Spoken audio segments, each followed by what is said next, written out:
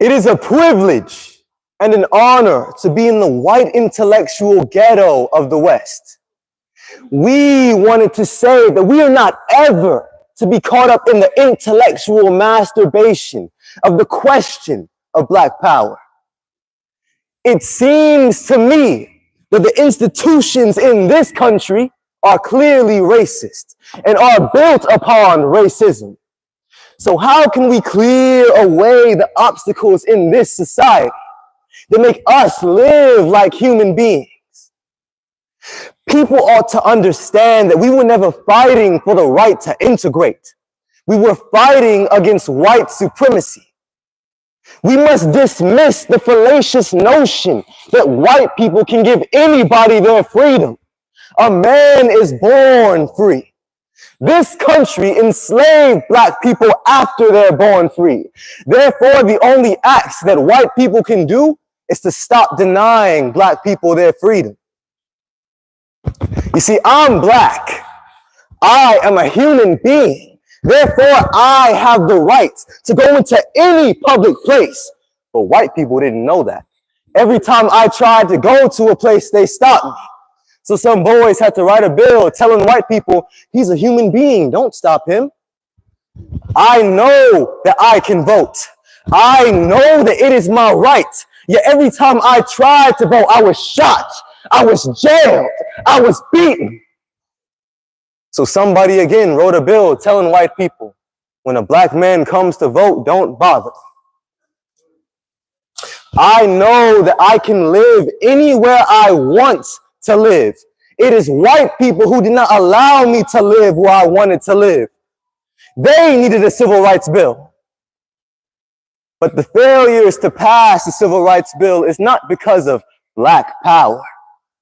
It is because of the incapability of whites to deal with their own problems inside their own communities. So the question then, in a greater sense, is how can white people who are responsible for making democracy work, make it work? They have never made democracy work. Wherever America has been, she has never been able to make democracy work. So they sent missionaries to Africa. And the missionaries came with the connotation that Blacks were automatically inferior. When they came, they made us cover up our bodies because it got them excited. We couldn't go bare-breasted anymore because they got excited.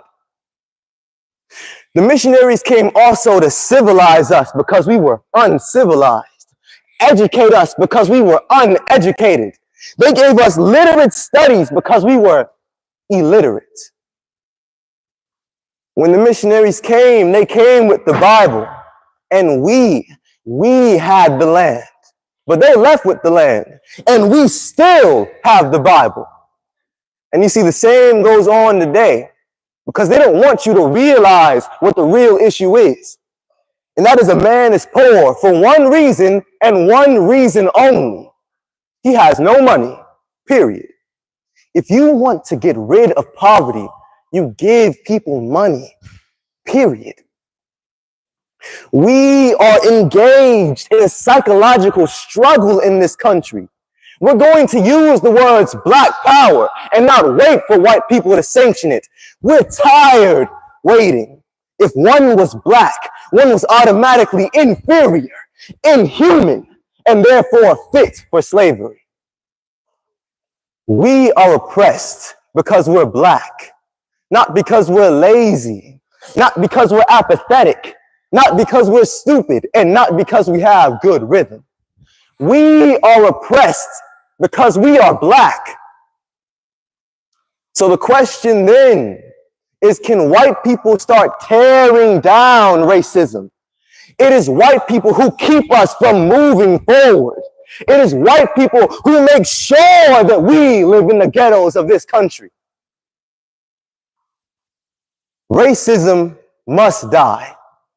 And the economic exploitation of non-white people must also die.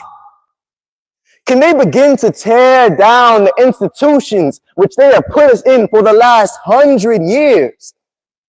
We have taken the myths of this country and we have found them to be nothing but downright lies.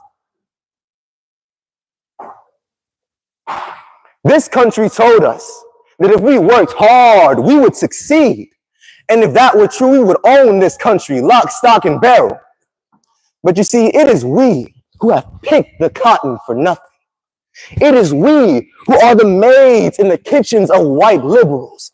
It is we who are the janitors, the porters, the elevator men. Yes, it is we who sweep your college floors. It is we who are the hardest working and the lowest paid. Black people are economically insecure. White liberals are economically secure. Can we then begin to build an economic coalition? Are the liberals willing to share their salaries with the economically insecure black people whom they so much love? We need new political institutions in this country. We must begin to think politically. We must question the values of this society. And it seems to me that that is precisely what the Student Nonviolent Coordinating Committee is doing. We are raising questions about this country. We're asking whether or not we want this country to continue to be the wealthiest country in the world at the price of raping everyone else across the world.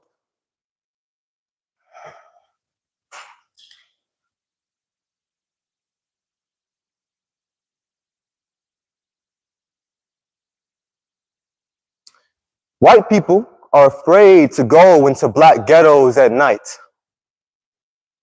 They're afraid because they might be beaten up. They're afraid because they might be lynched. They're afraid because they might be cut up. So they got a man to do it for you, a policeman. And the first time a black man jumps, that policeman is going to shoot him. So police brutality is going to exist because of the incapability of that white man to see black people come together to live. The only time I hear people talk about nonviolence is when black people move to protect themselves from white people. Black people cut themselves every night in the ghetto. Don't nobody talk about nonviolence. Black people are beaten up every day by white people. Don't nobody talk about nonviolence.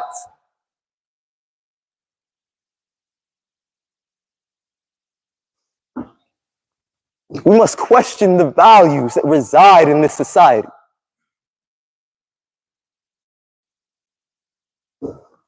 We must understand the world it is that we live in.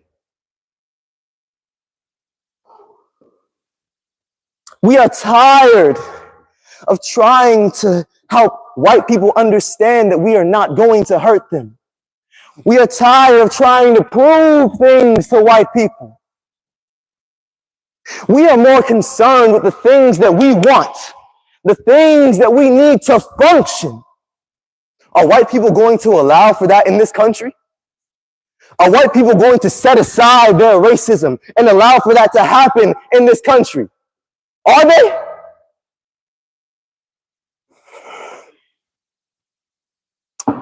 If they do not, we as a people must stand together.